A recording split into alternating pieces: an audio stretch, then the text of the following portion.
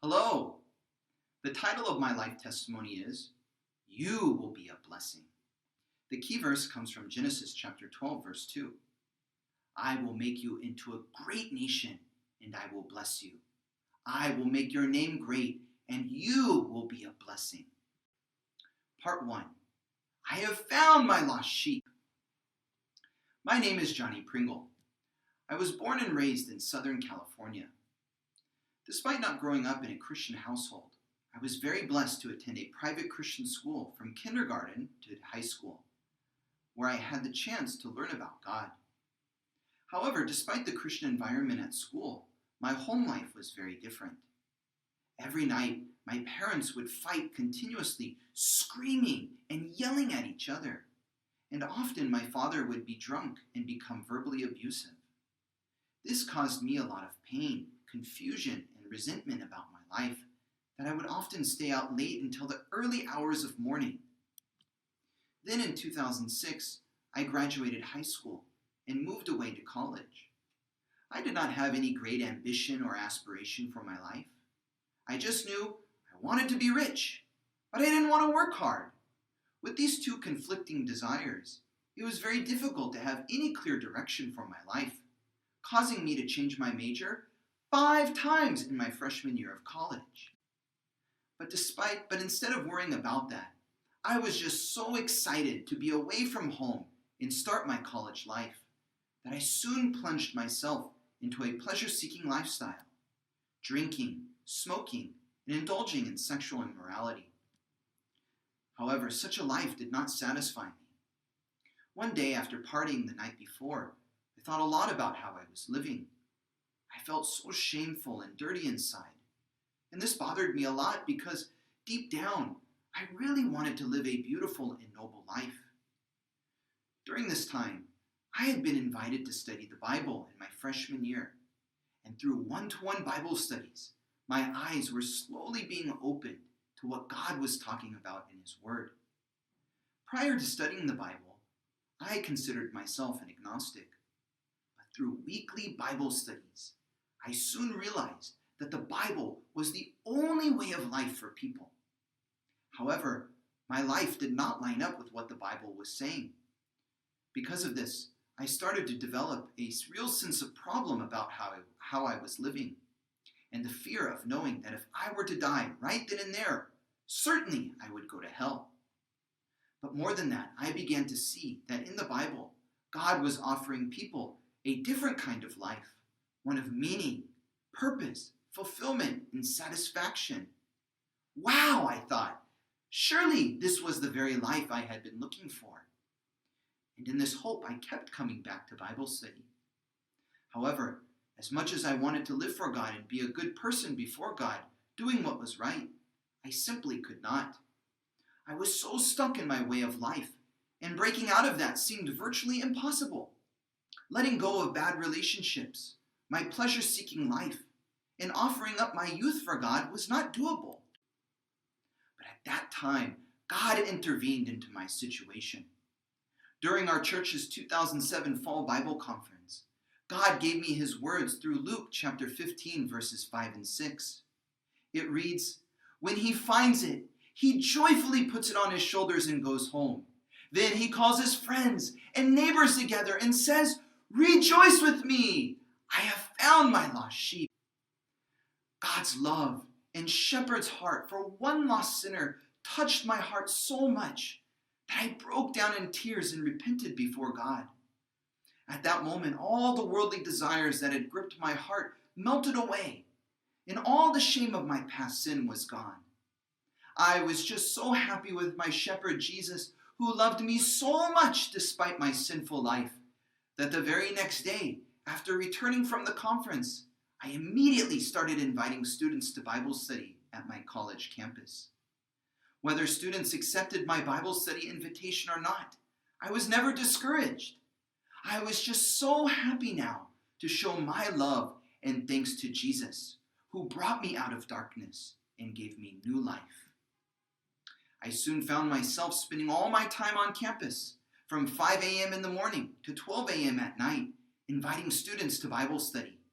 I found 1, and then 2, And then soon I was serving anywhere from 10 to 15 and eventually 20 Bible studies a week, teaching them the Bible wholeheartedly.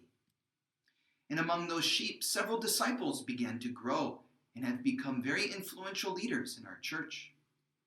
Also, because of God, I could eventually settle on a major, aerospace engineering. And in this career path, God has given me great success.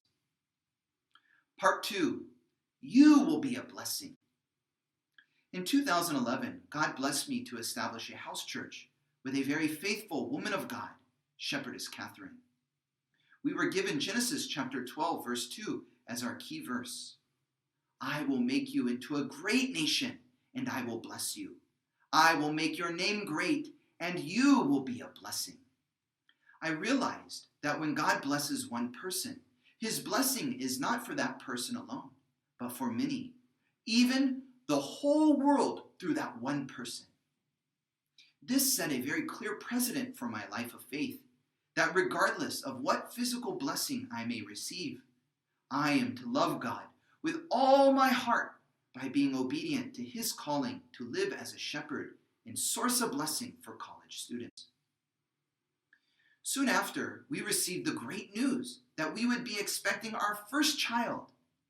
And it was during this time that I was offered a dream job position with a big aerospace company, Boeing.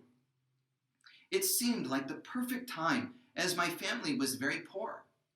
However, it was during this time that our church was praying to serve 300 one-to-one Bible studies by establishing 10 Bible study warriors who would serve over 20 Bible studies every week. This sounded great, but I knew that I could not serve 20 Bible studies while managing a full-time job and finishing up my schooling. Something had to give. As I was wrestling with the Word of God in testimony writing, God's words in Luke chapter 9, verse 58, pierced my heart when Jesus said, "Foxes have holes, and birds of the air have nests, but the Son of Man has no place to lay his head." At this verse, I had to really stop and think about what I was really pursuing. Am I pursuing security, comfort, or an easier life in following Jesus? Or am I really following Jesus? Am I willing to suffer together with Jesus for the sake of God's kingdom work? Then, with tears running down my face, I cried out, "I follow you, Lord!" And with that, made a heart's determination to let go of that dream job offer so that I could focus on teaching students the Bible and become a Bible study warrior. Amazingly, that summer, God blessed us to fulfill our prayer topic of serving 300 one-to-one Bible studies, and we were all overjoyed. Many Bible studies warriors were established, and I was one of them. The following year after graduation, God blessed me to get a full-time engineering job at the same company, Boeing.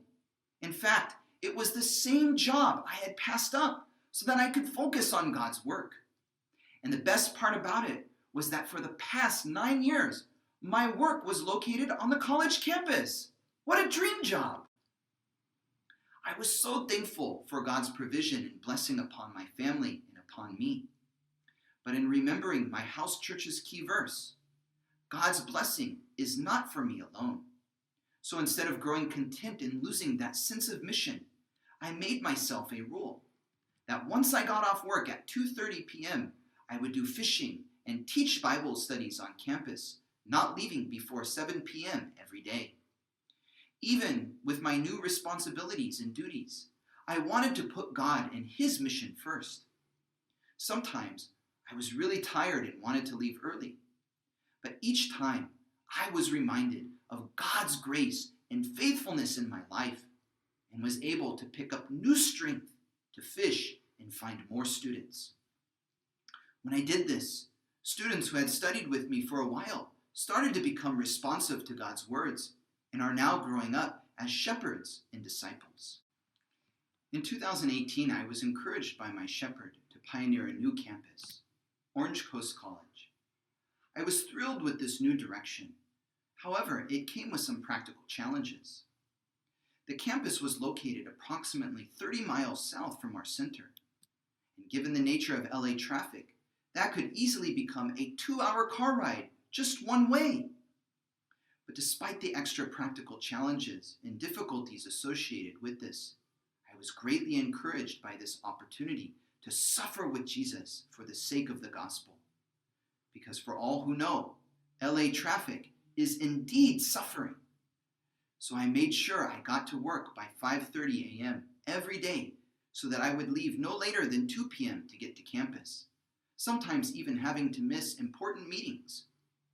Then when I got to campus, I would fish until nightfall and until my feet and knees were so sore that I couldn't walk anymore.